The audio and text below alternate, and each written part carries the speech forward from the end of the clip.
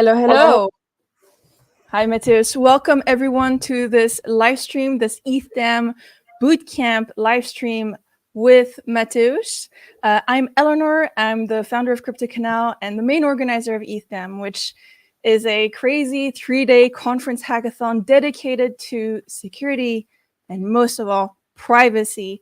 This coming week in Amsterdam, I can't believe time has flown so fast, but yes, in a week from now, we will all be in Amsterdam getting ready for 3 days of wonderful building and networking and learning and just finally getting to get to be all together at the same place in person. And to do that, to make the most out of it, to make the most out of the hackathon, we started organizing this ETHDam bootcamp, offering these online workshops sort of pre-ETHDam so that all hackers don't have to sort of open their laptop and learn about Oasis on the spot. No, we want you to be as prepared as possible, research our partners, and especially learn on how to build on Oasis using Sapphire. And this is why today you have the wonderful Matheus, who will be presenting you and giving you an in-depth workshop so that you can have the best experience at ETHDam, make the most out of the bounties, and have fun. Hey. Thanks for this wonderful introduction, Eleanor. Right, so my name is Matheus, and I will be guiding you through a quick start on how to develop confidential dApp on our Sapphire. This is a confidential chain running on the Oasis network. So this will be a 60-minute workshop. I won't give you any tasks, so don't worry. But I will make a nice demo, walk through, and feel free to stop me at any time, ask questions on a chat or however you prefer. Okay, so let's get started. Break a leg. Thanks. So I'm an engineer at the Oasis Foundation, and I primarily work on the DevX tools, learning material, examples, clients for JavaScript, Go, and so on. So today I'm going to present you some of the latest fancy tooling we developed for you to to program confidential dApps on Sapphire. A brief overview. So we'll look at the Oasis architecture at first, and then we'll look at how the confidential transaction and signed view calls work in practice. Then we'll look at the precompiles. This is mostly Solidity related backend stuff. So our workshop will be focused on that. And then I'll give you some ideas where to go next, and finally how this relates to the hackathon we're having during the ETHDam, right? So you can also ask me, questions about the hackathon at the end, and we will conclude the workshop then. Okay, so the Oasis architecture. If you look back in the early days before there was the internet, and suppose we take the average, Alice and Bob buying their own IBM PC back in the 80s, for example. How did they communicate with the computer? Where did the processing happen? Where was information stored? Well, everything happened inside that very PC, right? There was no network, broadband network, put it this way. And the most common way to transfer data out of that computer was, using floppy drives, floppy disks, or something like that. And then there comes the web, right? Web 1.0 or Web 2.0. We won't discriminate those for now. So the main difference is that now the Alice and Bob personas use the web browser running on their computer. And the web browser opened the website, and the website was running on a server. I put this grayish box to show you the server is a big computer with lots of storage and computational power here. But in the essence, all the computation happened on the server. The result was computed and sent back to the client. The web browser then rendered that result, and Alice and Bob then use that result and decide what to do based on that result, right? But there's one tiny detail here. Oh, yeah, so this is the typical client-server architecture we usually show at the IT classes. Now, the tiny detail here is this trustworthy faced blonde guy here maintaining the server. And this is an intermediary which wasn't there before in the 80s. So you have this server administrator, which you need to trust. You need to trust that he doesn't leak any data. You need to trust that he updates the software, that he didn't put any backdoors in the applications running on that server. So now the question is, how confidential is this, right? I mean, we can do whichever precautions we would do on our client computer, but if something happens on a server side, then nothing really matters, right? Okay, and now this opens a bunch of issues. For example, what happens if this blonde guy wants to censor your transactions? So not only steal your data, but basically prohibit you from doing whatever you want to do. And then this was one of the incentives for the Bitcoin and the distributed ledger. So let's put it this way. The distributed network, on the other hand, it's not a typical client-server architecture. We have this distributed, we call them not the servers, but nodes in the distributed network. So the idea is that everyone communicates with everybody. Also, everyone sees everything. And the computation is done on every single node there, right? And well, what we want to do is basically each Alice and Bob run their node locally, and because everyone runs their own node, then everyone communicates with everyone else, and basically everyone sees everyone. So there's no censorship in that typical client-server regard. Now there's another, well, tiny detail here. Anyone using, Web3 wallet for sending transactions, for example, on their mobile phone or even on a PC, know that it's not really necessary to run your own node, right, to access the so-called Web3 distributed network, distributed ledger. So a typical architecture is more like this. So you have a typical Web2 browser on your client, and then that browser communicates with a so-called Web3 gateway, and that gateway then transforms the Web2 HTTP request transaction into a distributed peer-to-peer transaction. Now, why this is an issue is because this Web3 gateway here may pose, again, security concerns. The maintainer of that Web3 gateway may be malicious, may introduce some backdoors, may censor transactions, and similarly. Okay, so how do we solve this? Well, eventually, if you're a dApp developer and you don't want that your users are censored, basically you need to set up your own Web3 gateway, and then this issue is kind of resolved, right? Okay, now how do we do confidential computing? So suppose you want to make sure that the apps running on each of those nodes don't leak data.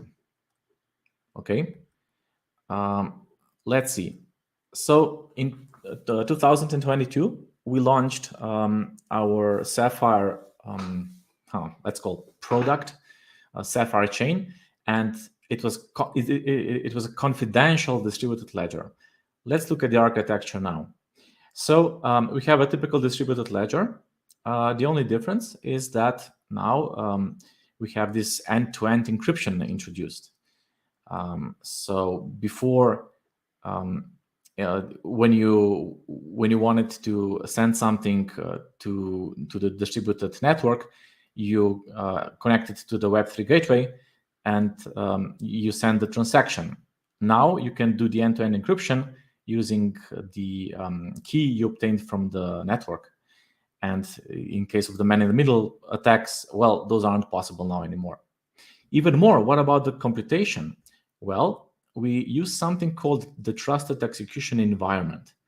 And I will draw it like this. So you have this keypad here, and the core feature of the TEE, by the way, this is not something Oasis come up with. So the trusted execution environment is a term known for decades. And the idea is that you encrypt the content of your memory, that there's no way for data to leak. So even if you're a server administrator, even if you connect the oscilloscope physically on the signals coming out from the CPU to the memory, you will not be able to access the actual data the CPU is processing, because even the communication between the CPU and the memory is encrypted.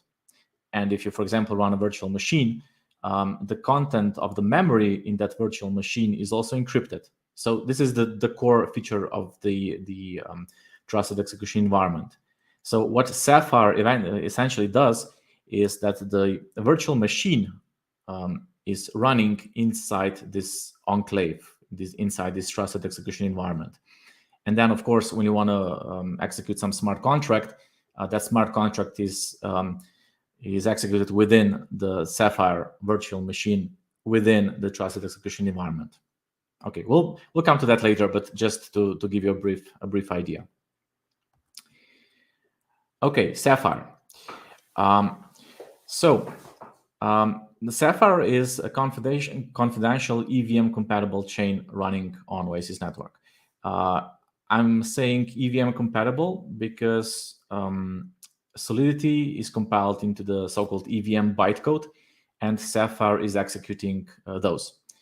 There are some other, bytecodes up there. One is also called WASM, which Oasis also used for another paradigm called Cypher. But for sake of EVM, Ethereum basically is the most widely adopted tool, and it seems obvious that Sapphire, that we come up with a tool with a virtual machine that's compatible with existing Ethereum smart contract, right? So this is very, very important and convenient.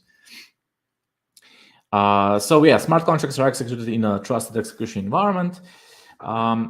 Now, another feature is that the smart contract storage is encrypted. So if you recall, in Ethereum there is get storage at call, which gives you the content of the contract storage at that specific location. And if you try to call this on Sapphire, you will essentially get some random blob. I think our SDK returned just 0, but essentially, yeah, you're not able to access that storage if you just have a plain raw access to the contract storage without having the encryption key. And there's another convenience. So if you combine, if you think about it, you have the contract storage that is encrypted. You can also now generate some key inside the smart contract and store it confidentially.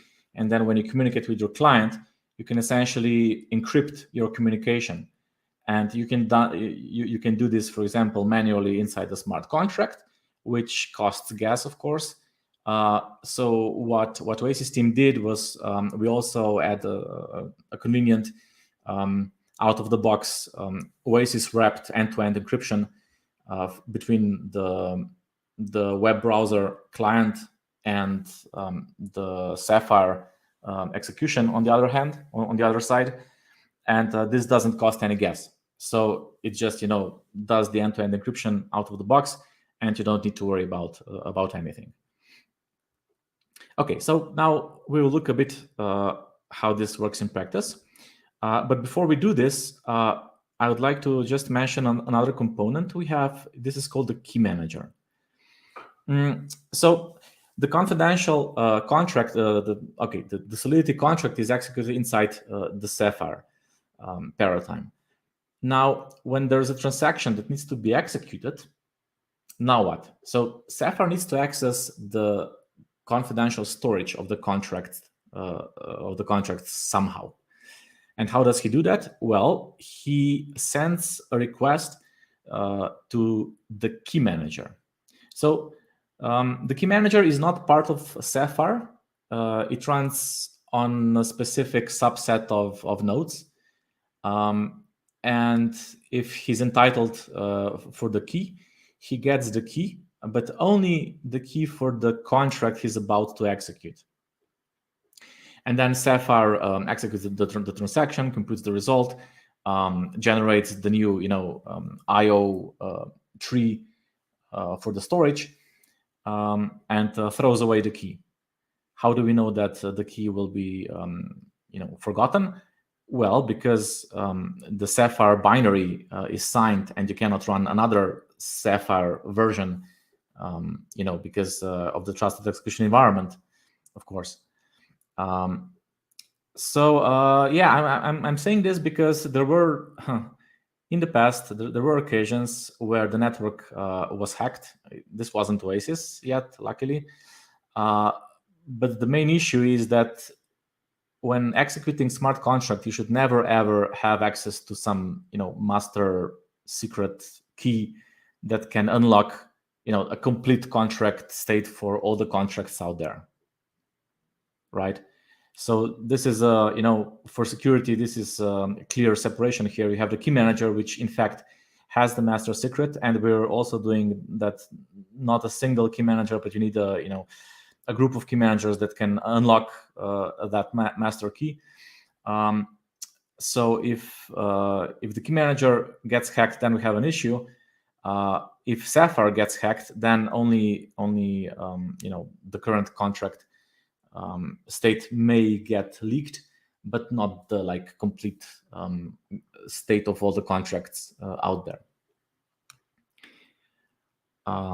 Okay. Just a slightly bigger picture. So Sapphire is a paradigm. I didn't mention what paradigm is actually. So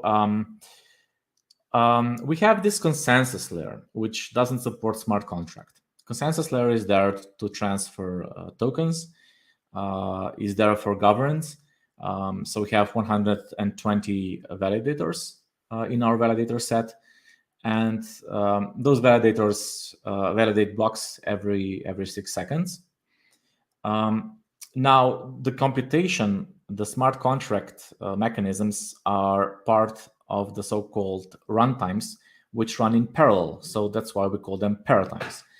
And Sapphire is our newest addition, the most fancy paradigm out there. It supports confidential EVM contracts. But there are also some other paradigms. Emerald is also an EVM compatible paradigm, but it doesn't support confidentiality. And Cypher was in fact our first confidential paradigm, but it used an in-house Oasis specific WASM tooling. So if you know Rust, you can play with it. You can build a smart contract, confidential smart contract, and deploy it on Cypher if you want. But yeah, the main focus, as I mentioned, currently is on Sapphire. So this architecture is important because we didn't want to put, for security reasons, we didn't want to put much complexity inside the consensus layer. And if anything goes wrong, well, then it goes wrong inside a specific paradigm, which runs on a completely separated chains. And the governance protocols won't be influenced by the issues of inside a specific paradigm. Also, for example, if you have some, I don't know, rose tokens, and if you want to move tokens from the consensus layer to the compute layer, these are called so-called deposits, and there are separate ledgers, so you can't have if you have tokens on your consensus layer, you don't have tokens on your paradigm, so you need to move those tokens first to your paradigm, to to make them accessible from the smart contract, for example. Yeah. Okay, so this is about the Oasis architecture. I hope I wasn't too fast because I'd like to spend more time on actual demos. So maybe if there are any questions first, and then we'll move on.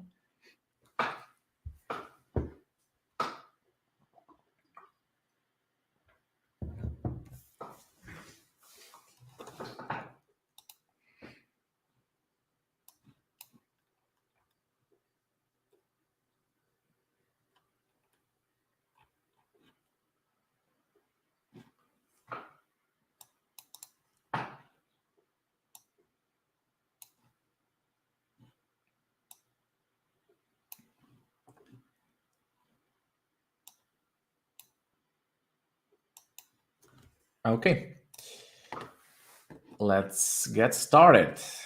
Okay, so let's see how the confidential transactions and signed vehicles work in Sapphire. So the first thing I'd like to point out is our documentation. So docs.oasis.io, you're welcome to go there. Maybe if I just quickly show you how the docs look like. Basically, it's divided into the general usage, so everyone should know about this. So this is about the tokens, the wallets, and stuff like that. Then the create dApp is specific to dApp developers. You also have information on our chains here. So you have the Sapphire chain information on the RPC endpoints. You can also add the chain to your MetaMask. By the way, let's do this. So we will use testnet Sapphire, and I will just use this button here to add it to my MetaMask account, MetaMask instance here in my browser. So okay, let's improve it. Okay, we can switch to that network. Cool. Yeah. So next, you can learn here how to run your own node.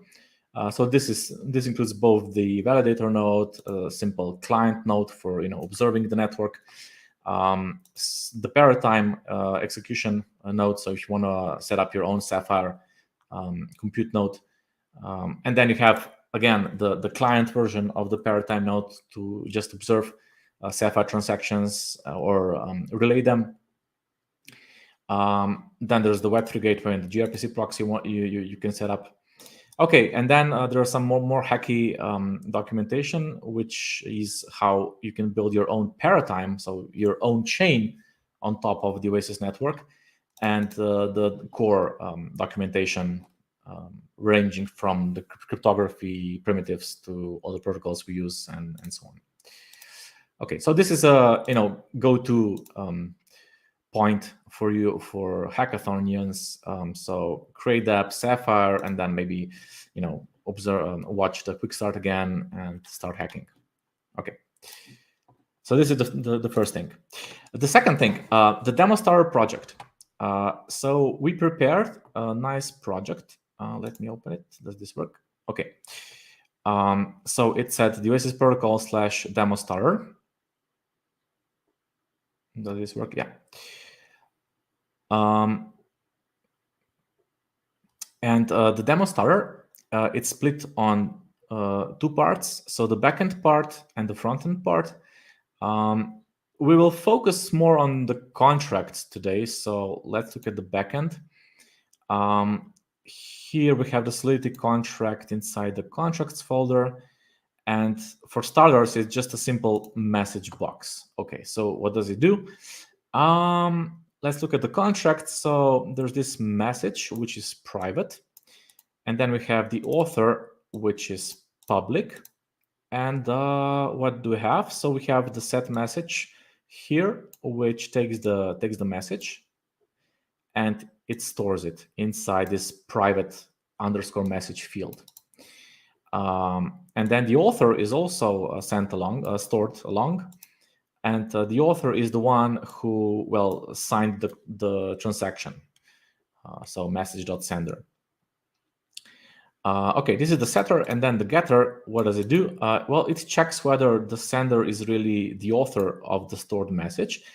And well, if it's not, it just reverts that this is not allowed. If the sender is the right one, the author that matches the author, then it returns the stored message. Okay, so this is the contract. Next, we have the hardhat config. So this demo starter is based on hardhat. Here we have this line. This is important. It imports our Sapphire hardhat npm package. More on that later. And then there are some tasks here. So one is for deploying a contract, and then calling the getter and the setter for this message and set message functions. The front end part is just a front end on top of this contract. So basically, you have a field in the center of the browser, which you can then type the message in and click send. It's a view-based app and basically runs on top of the contract. We will not play with the front end today, but feel free to poke me on Discord if you have any issues with it. Okay. Let's move on. Oh no, did I lost my presentation? Oh, crap.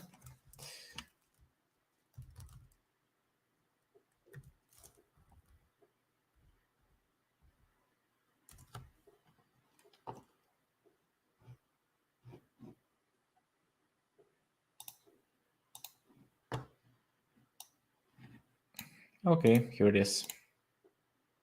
The hell? It just crashed.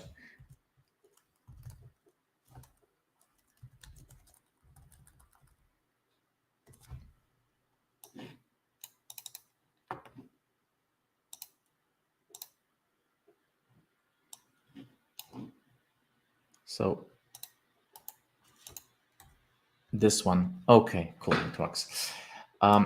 Right, so where did we stay? So yeah, this is our demo starter. So feel free to check it out. I will.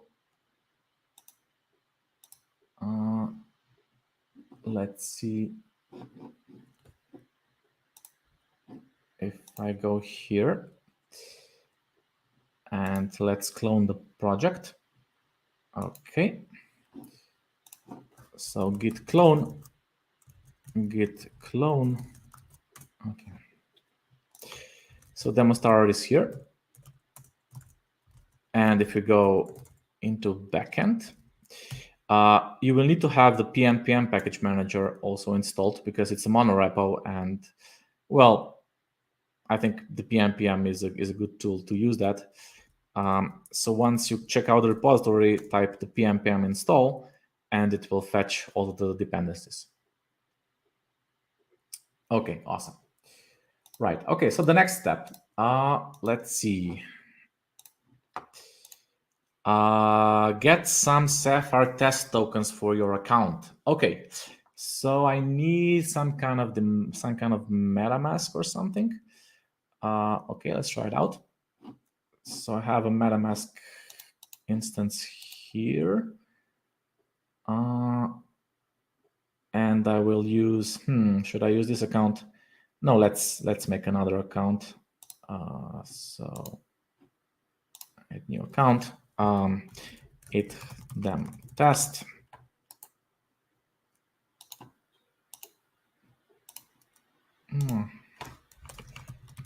Test.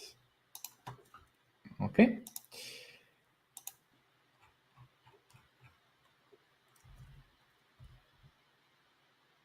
What the hell?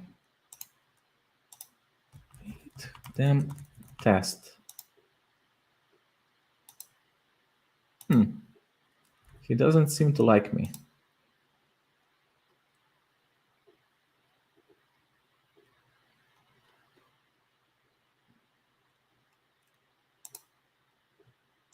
Did I miss something? Like create whatever. Yeah. Okay, so let me use, I suppose, some existing account like this one. Okay, whatever. Or maybe someone more-ish. This one, yeah. Right, so to deploy the contract on a testnet, you need some test tokens. We use something called faucet for this. Let's go ahead. If you head to faucet.testnet.oasis.io, something like this will show up. Select Sapphire and paste your address. Is this the right one? Okay, let's copy it here and paste it here. I'm not a robot. And funding request submitted. Okay. So in a while, it should appear here. Maybe we should wait a bit. We are on Sapphire testnet chain. Okay.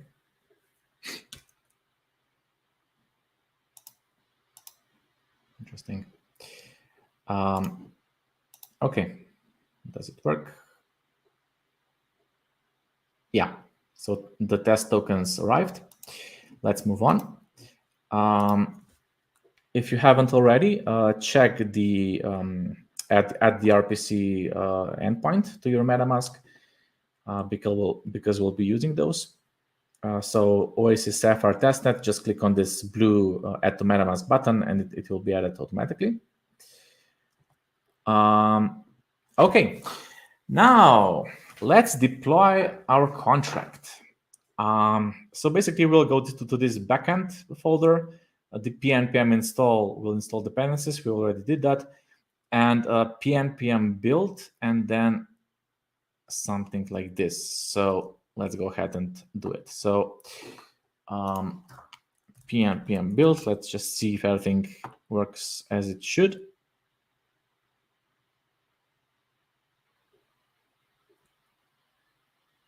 Okay, the contract was compiled. Now let's deploy it. So something like this. I need to put the private key inside the environment variable. So let me copy it.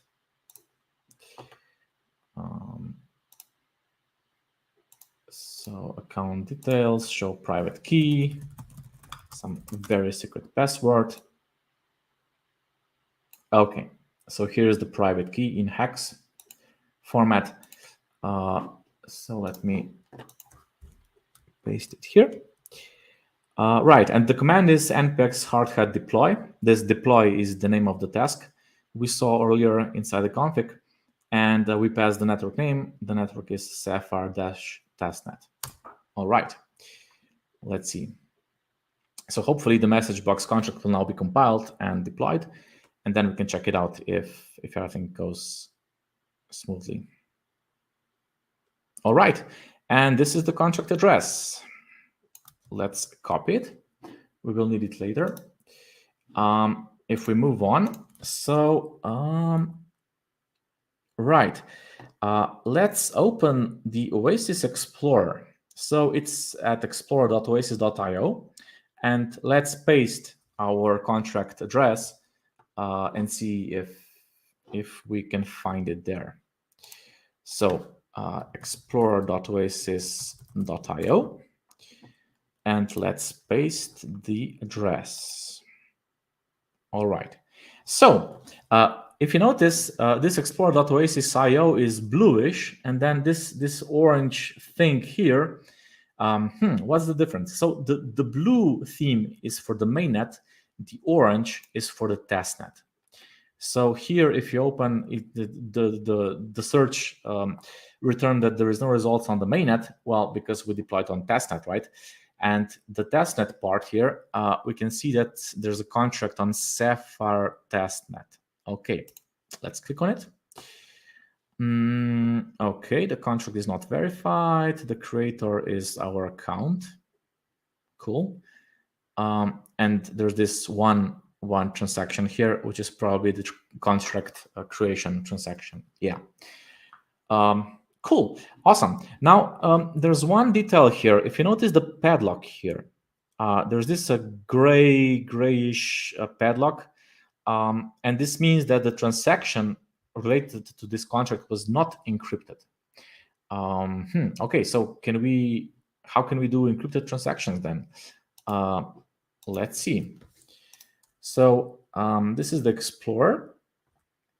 By the way, if you are not comfortable with deploying your contracts to the testnet, but you would rather use it locally, you can spin up the Sapphire localnet as well. This is a Docker image we prepared.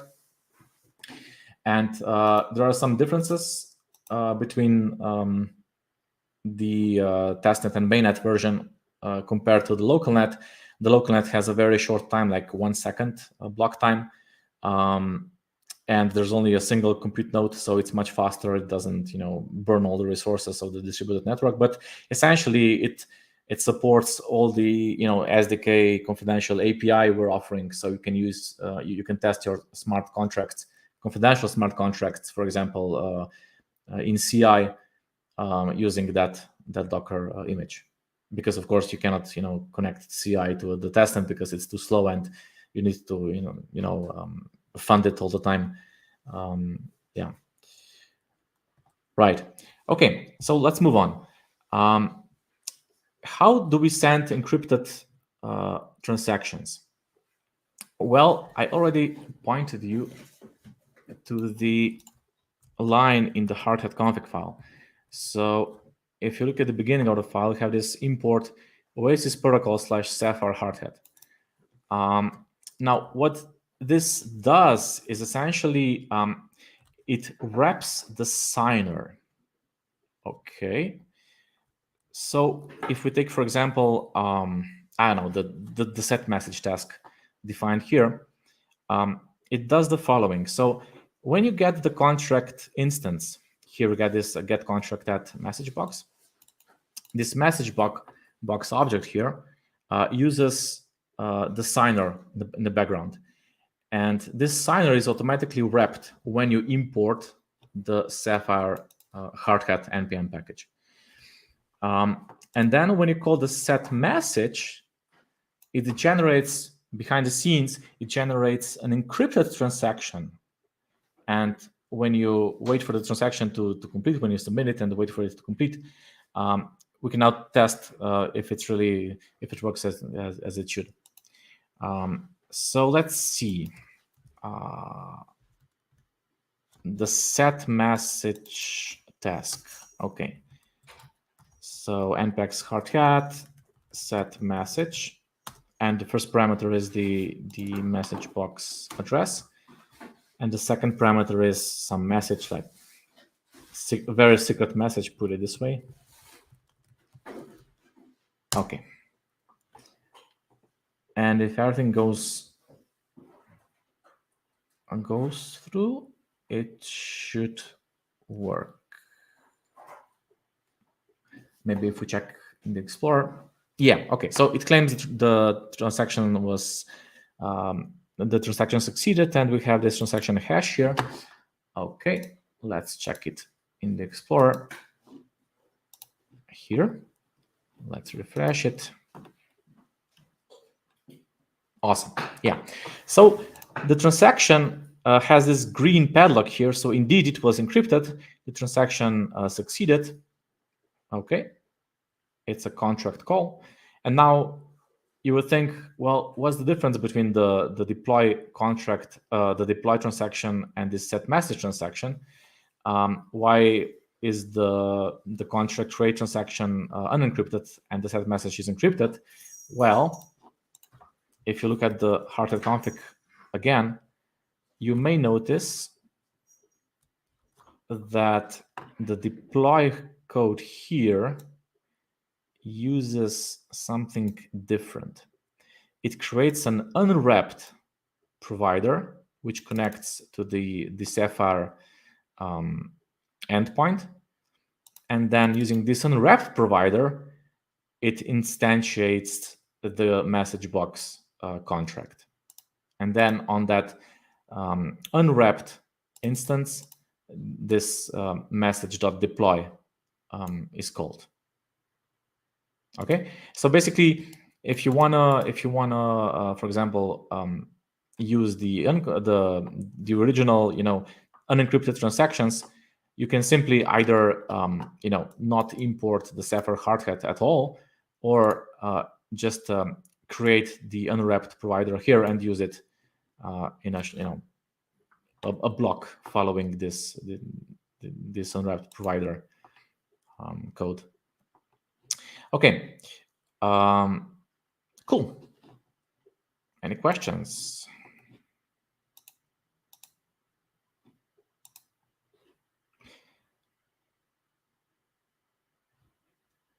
So a similar approach also works in the web browser, for example, when you import the Sapphire Paratime package. You can call this wrap function and wrap your MetaMask signer, for example, and get the wrapped version, and any transactions, any queries you make afterwards will be encrypted. Okay, so our message was set. If we try to read the message, let's try to read the message. It's the message task here.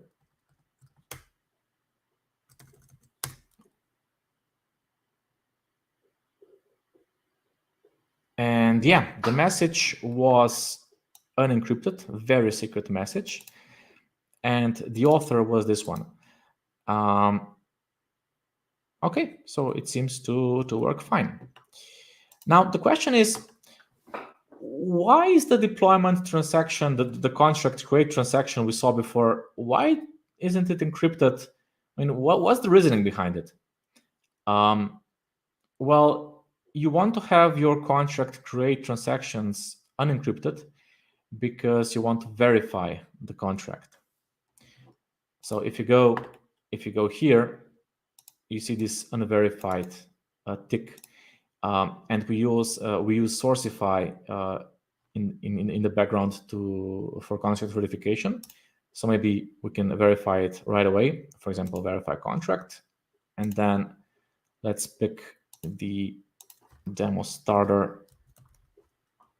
Let me find it.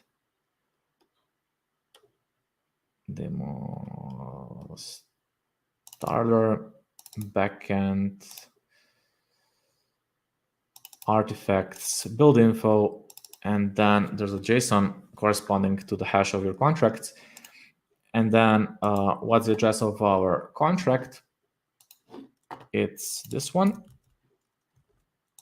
and it's on the Sapphire testnet. So let's verify it. So it should work. Okay, perfect verification. And also, if we refresh the Explorer, there will be this green checkbox, green check mark here in a moment, and our contract is verified. So if we use the encrypted version of the contract deployment, then the verification wouldn't be able to succeed because it fetches the original contract creation and compares, the bytecode of that inside that transaction to the one you just posted here, the added files in the JSON file here, and because it wouldn't match the Sourcify, wouldn't be able to verify it. So yeah, this is the reason. So you always want to have contract create transactions unencrypted because you want to have the code shown to your audience that they can trust and verify the contracts, right? Okay. Cool. So the bottom line is this: you usually want to have a mixture of confidentiality and the transparency. So if you have some data and some processes in your company, you want to expose some of them for transparency, that you can prove that you're doing what you're claiming to do. But still, there are some business logic, secrets, some data which you definitely want to keep as a secret, right?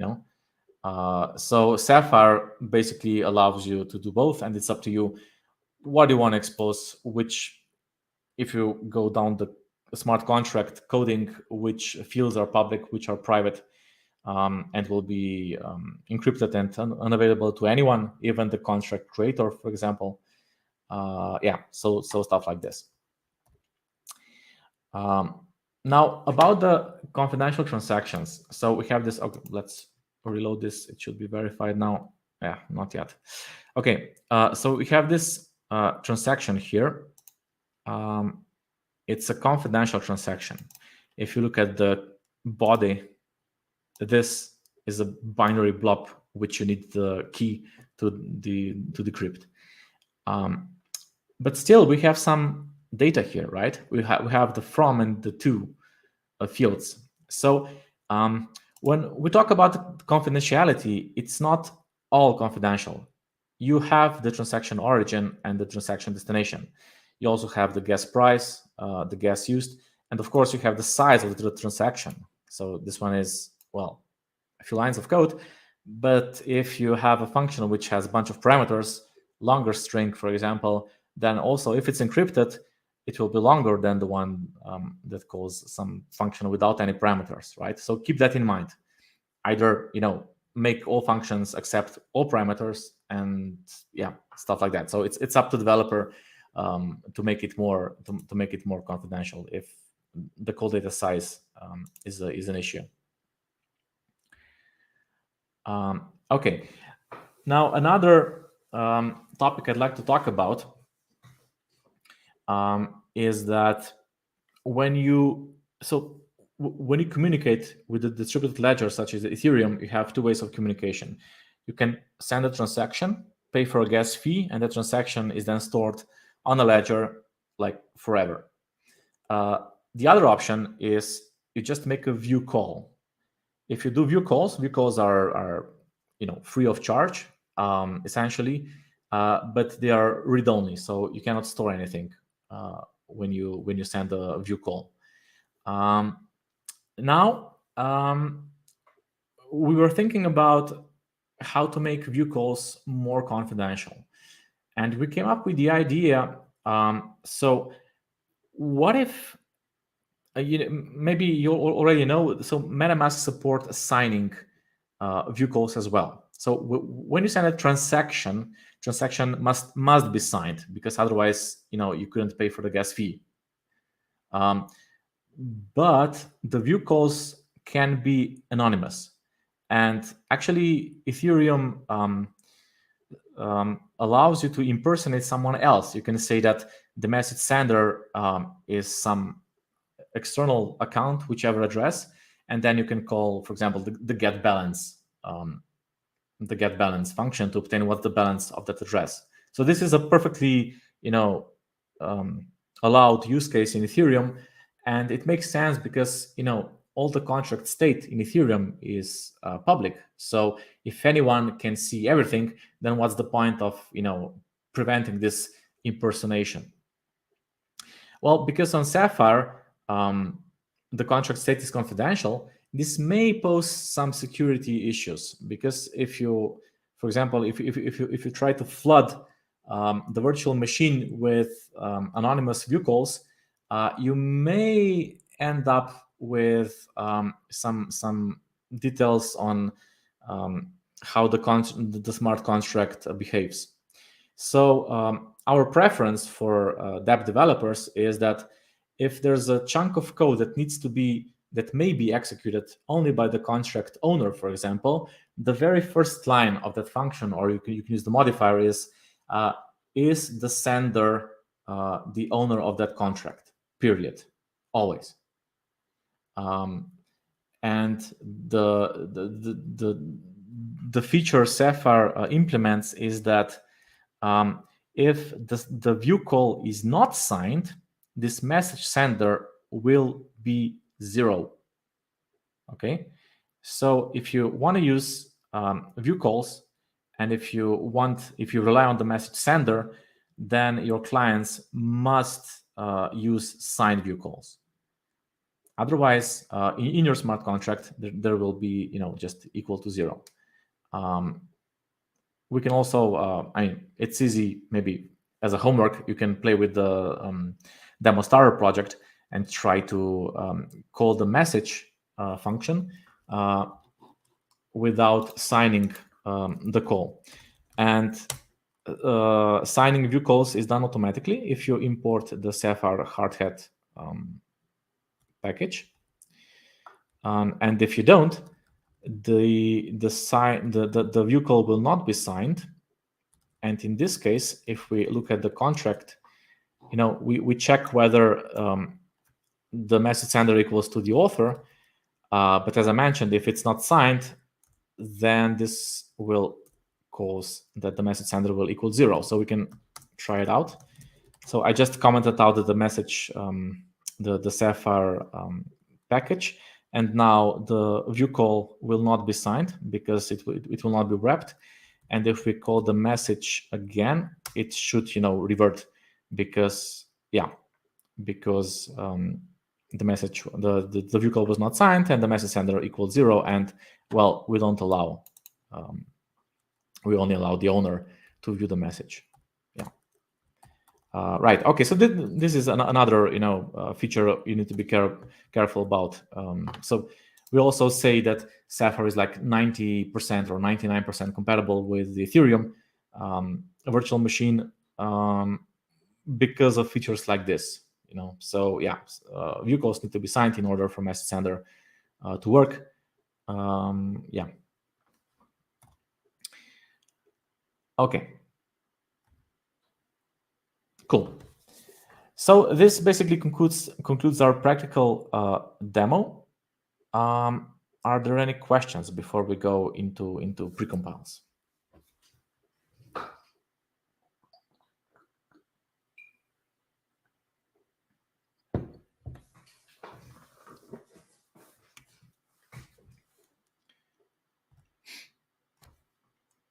Cool. So yeah, but we're not there yet. Okay. So what are precompiles? Well, basically, if your smart contract is complex, you usually want to have.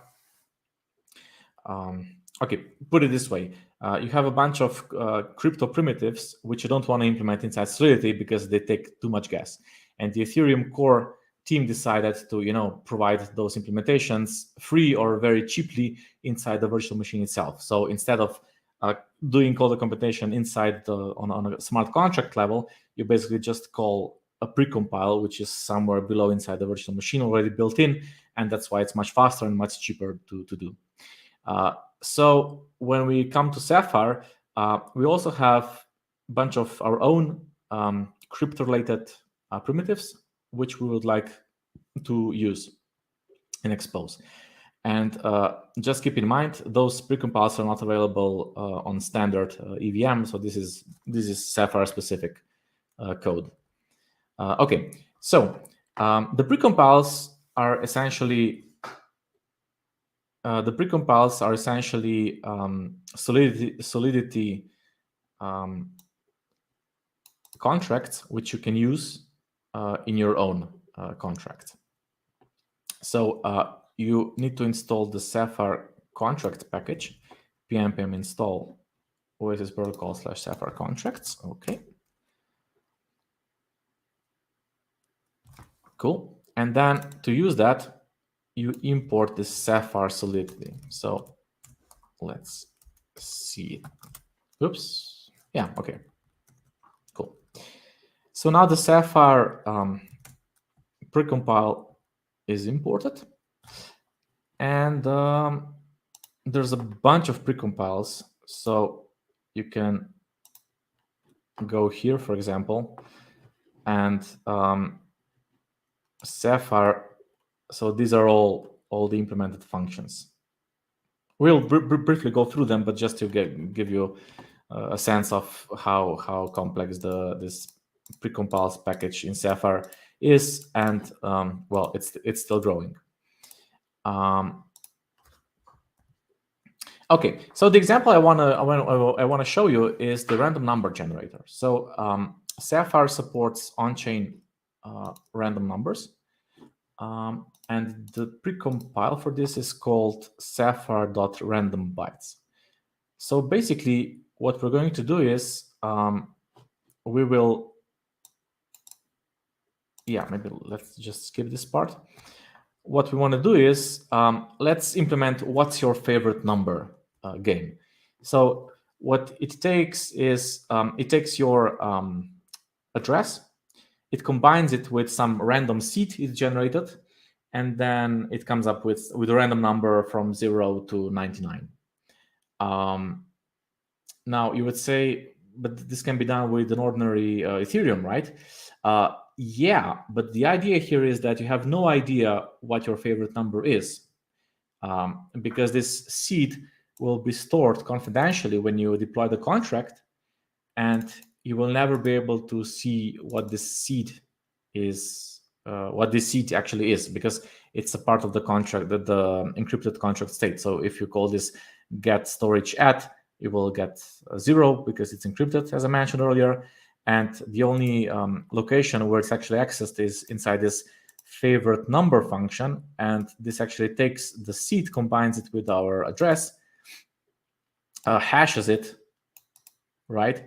And then gives you some modulo, of 100.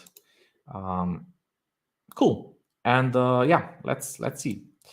So let's see how the random number can be used in practice. So this is our contract. I will just add the constructor. And when we deploy the contract, the random seed will be generated. Okay. Now, what about the favorite number implementation? Well, it works like this. Okay. And I think this is mostly it. So let's try to build it. Okay, the contract was successfully built. Let's try to deploy it.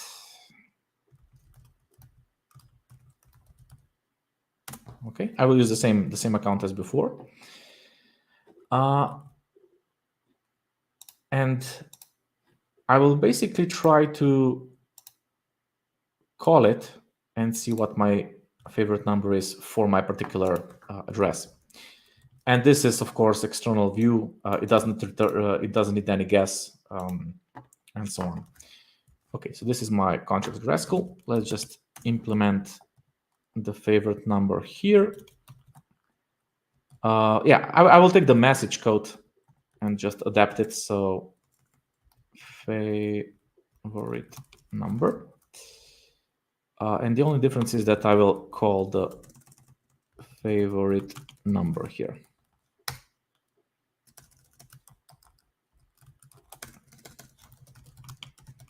Okay. And basically, if I call the message now, because this is, oh, it should be favorite number. So did this run on testnet? I hope it works.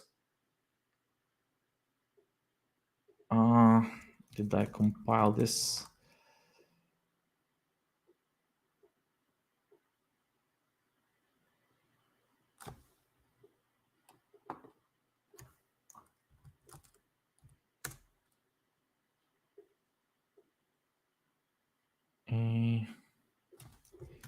Oh well. This is inside.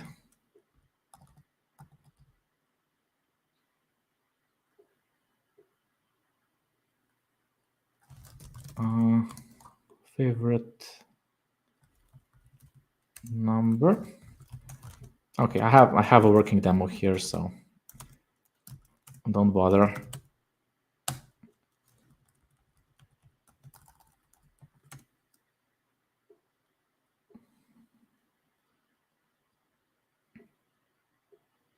Oh, it's a bug in the contract.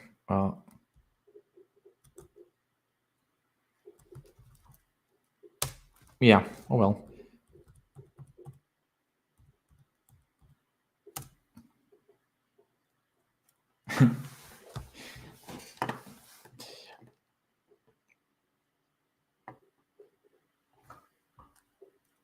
I think did I miss the contract address? I think I used the wrong contract address. Yeah, I should have used the the new contract address, the 4B one.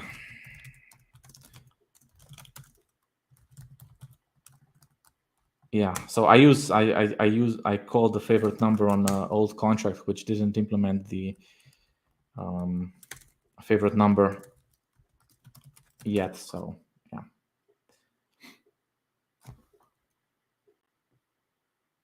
Okay, yeah, my favorite number is 48. And just as a proof, suppose we want to change the private key to something else, like this.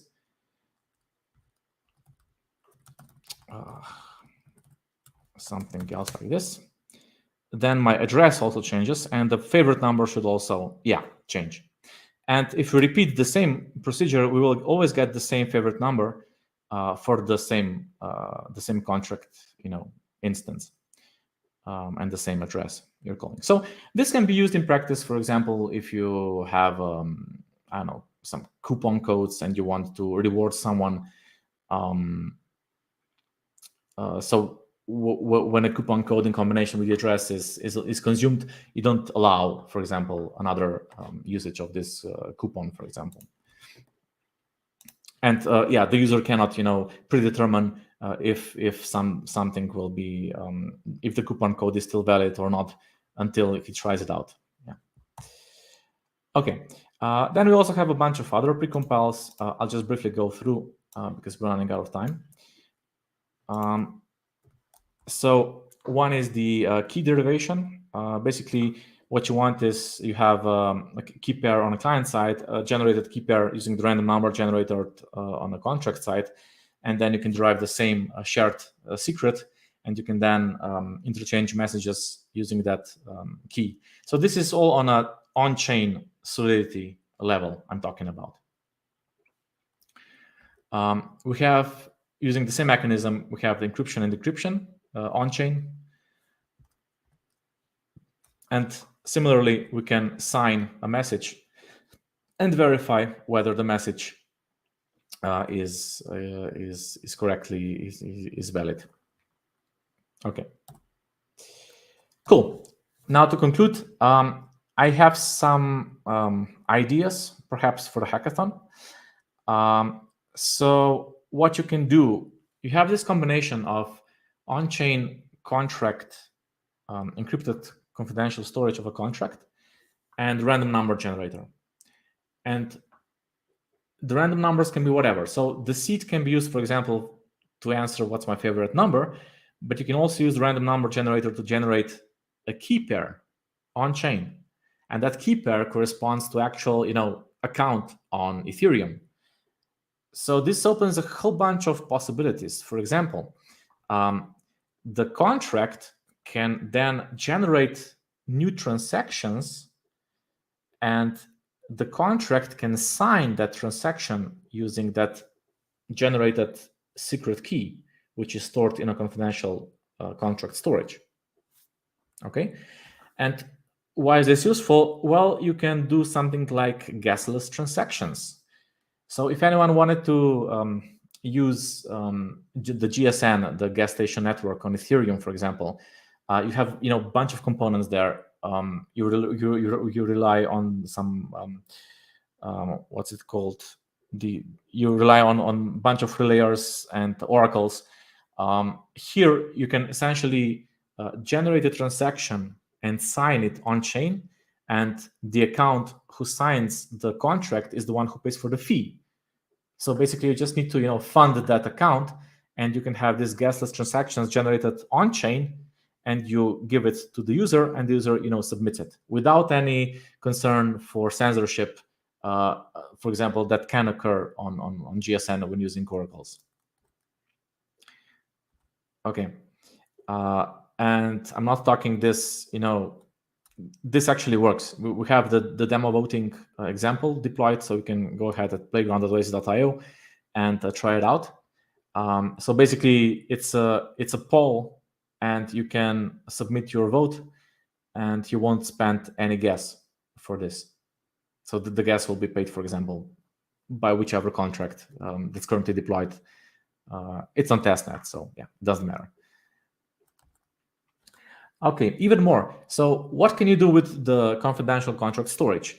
You can have an application, Web 2 application, for example, and you can use the blockchain to sign in with your MetaMask account. And that contract can generate a one-time pass for you, for example. And the service on the other side, the application, the Web2 application, checks in the backend whether your key is valid. And suppose it's valid for, I don't know, 24 hours.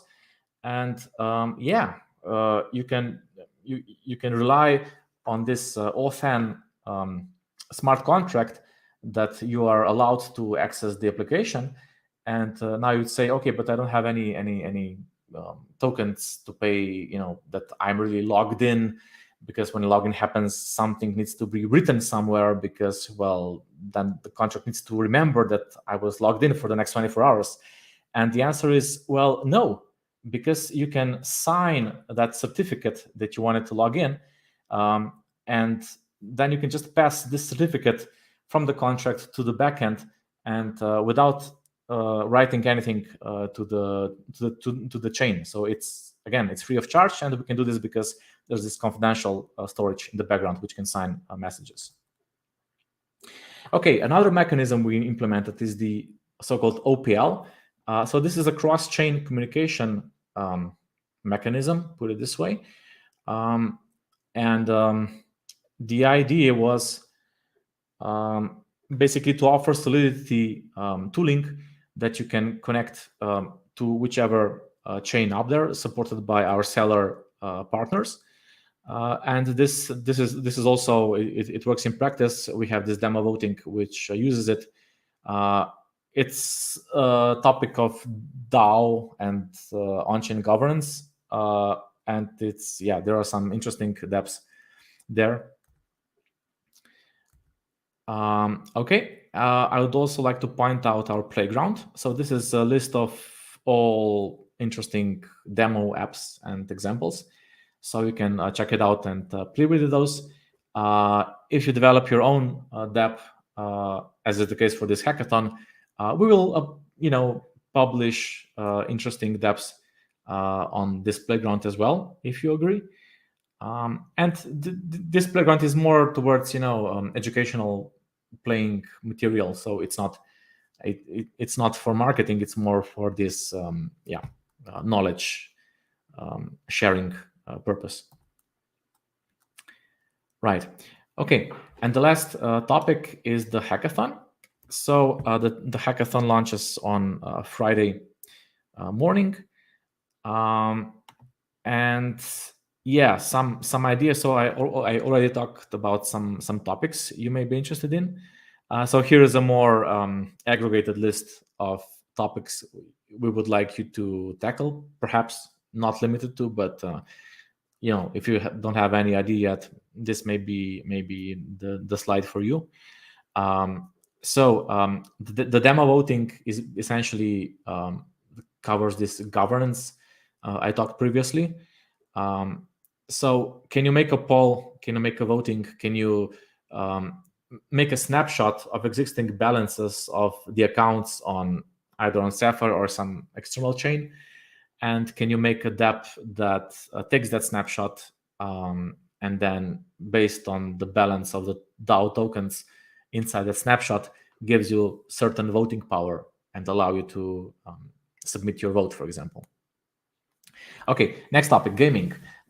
So we played with this favorite number, but imagine you can basically do the on-chain slot machine, and if you earn the reward is immediately paid back to you, for example. You can do this on-chain, and you can also then verify that the chance of winning is, well, some certain threshold, because you just look at the parameters your contract was deployed with, for example, and you can rest assured that the contract is not cheating. Then we have this Web 2 integration front. This is something in line with the on-chain signing in I talked earlier. So can you have a Web 2 app and use Web 3 somehow in the backend, and the user doesn't even know that it uses Web 3, for example? Also, one application would be, for example, you all got this mail from the ETHDam team to obtain the tickets for the conference. And there you need to register at Moongate and to get the password, and then you need to reclaim your coupon and so on and so forth. Well, you can build this dApp which runs completely on-chain and without any registration, and you still get the NFT to your wallet using this gasless autonomous contracts mechanism I talked previously. Okay, another topic, NFTs. So what happens if you have this confidential NFTs, for example? Can you use it in a more innovative way, for example? I don't know if NFTs are confidential or not, or just part of this is confidential. Then you have the standard DeFi and MAV issues. So you have this minor acceptable values because the miners can change the order of transactions based on some fee they can obtain. And now, since our contracts, our transactions are encrypted, we can basically mitigate this, right? Can you develop a dApp that takes advantage of this and gets rid of the MEV problem? And finally, we have the standards. So everyone knows the ERC20, the ERC721, for example, the NFTs. So should we, or what happens if we adapt the ERC20 to have some kind of confidentiality built in the standard? What happens? Do you have any applications for it? One such example, for example, is the ERC20 emits a transfer event when you perform the transfer. And events, I think I didn't mention this, but events on Sapphire are public and they're not encrypted. So should we, prevent emitting the transfer event on transfer? Because then this basically breaks a bunch of explorers and other tooling around it, because they rely on that whenever the token is transferred, the transfer event will be emitted. But on the other hand, you want confidentiality. So now what? Is there a middle way or still a practical way for the indexer to kind of know that the balance was changed? Because so these are all open problems. If you're home here in the standards in the ERC world, and the standards, what's currently on Ethereum plate, it may be a good idea to suggest the Oasis versions of those ERC standards, and those will be also evaluated. Okay, so I'm way over time. So thanks for being here. Questions, answers, proposals. So I'll be there on Friday with you. But feel free to poke me now or on Discord. Okay, questions.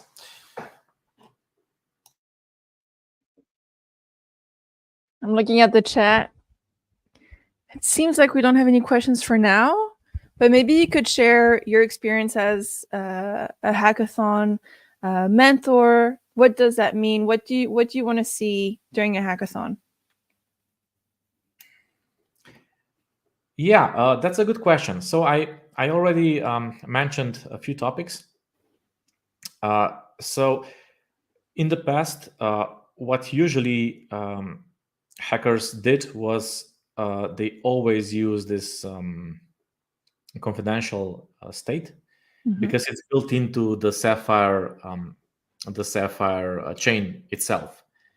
I'm talking about that you don't even need to import any precompiles. You don't need to import any helpers. You can just use plain Ethereum transactions on Sapphire, and they will be confidential. They won't be encrypted. The transactions won't be encrypted, but the contract state itself will be encrypted by itself. And what I'd like from hackers is lean more on the fancy stuff we offer, right? Mm. Look at the precompiles, look at our Sapphire library, Solidity library.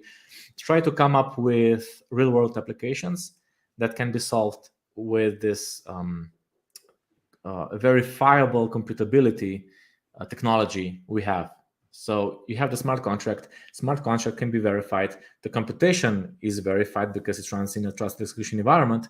So can you solve any real world trust problem with Sapphire? What could be like, it seems like there's like the easy way of going, or there's the more like sophisticated way of going on this hackathon. What would be something that people should pay attention to? Like, what is something that they could, like an easy trap that they could fall into or waste time on? You know how, because the clock is ticking, they have 48 hours. What is something that they should, just be aware of? Yeah, so I would strongly suggest people to, I mean, if they really wanted to finish their task in time, to stick to standard tools and languages. So TypeScript, Hardhat, on the front end side, React or Vue. Stick to our demo projects. So if you go to playground.oasis.io, there's a bunch of demo example apps, and just take one of that which is the most convenient for you and try to build on top of those. And then if you have any issues, don't hesitate. I'll be there on Discord and also in person, and you may find a bug in our library, so it's not maybe even your fault, but yeah. That's actually like a useful moment even for you guys. I think that's also something that happens during hackathons, when suddenly people are scourging through your library and you didn't even remember that you had that in your library sometimes, and you're like, oh wait, that's now outdated now, or it happens. It's not. Yeah, or for example, if there's a presentation on stage, and then the deb doesn't work, it's a one of those. yeah, and then you notice, oh damn, our network just crashed, sorry for that. There you go. But it's not a proper tech conference if there's no tech problems. Sure, yeah. It has to happen. Maybe it didn't happen to us before, but yeah. It's fine. Maybe you could just tell a few words about your work at Oasis, like how long you've been working at Oasis, and what does your day at Oasis look like? Oh, yeah, I'm old. Yeah, so I've been at Oasis until from 2018, I think. Whoa, OG Oasis. Yeah. So I've been I mean, initially I was part of the core team, but then once the mainnet launched and we have this consensus layer running, and we started on paradigms, first Cypher, then Sapphire, and Emerald, and so on, I was moving more towards the end user developer areas, because we had zero documentation back then. Wow. No tools whatsoever for developers, no examples, no demo dapps, nothing. So my first goal was there to build a library, a bunch of some useful dapps examples that a fresh developer can lean on and try to hack on as quickly as possible. Yeah, so this is my role, and I'm still somewhere in between, so somewhere I try to write educational material, to try new demos, to try to implement new frameworks. For example, the DevX team is now working on this WAGMI Vim support. Also, if you have this ethers, pure ethers, we support it. Then Harry, our developer, made a Python client, for example. Me, I worked on the Go client for Sapphire. So we're slowly expanding the tooling, because there may be some applications out there running purely on backend on IoT devices. I don't know, and I'm more on that front now. Yeah, not so much on the core side. Nice. What makes you, in crypto, there's so much choice, there's so many blockchains or even different confidential options out there. What makes you excited at Oasis? Like, why Oasis and not another? Well, we have Sapphire, and it's a confidential EVM, and it works. It's like production ready. It's been there for maybe a year and a half now, and we didn't, promote it that much, but it's basically it works, and I'm pretty confident that um, we have a good, shiny path forward, and yeah, we'll continue building on this, and this makes me very very excited. Yeah. Nice. Well, thank you. Thank you so much. Thank you for being part of ETHDam. Is there any last questions? Let me have a look at the chat. I think you answered that one earlier. I think we're good. Mateusz, thank you so much for this workshop. Thank you, the whole Oasis team, for being part of ETHDam. I can't wait to host you all on the 12th, 13th, and 14th of April in Amsterdam. And I wish you a wonderful weekend. Thank you. Likewise.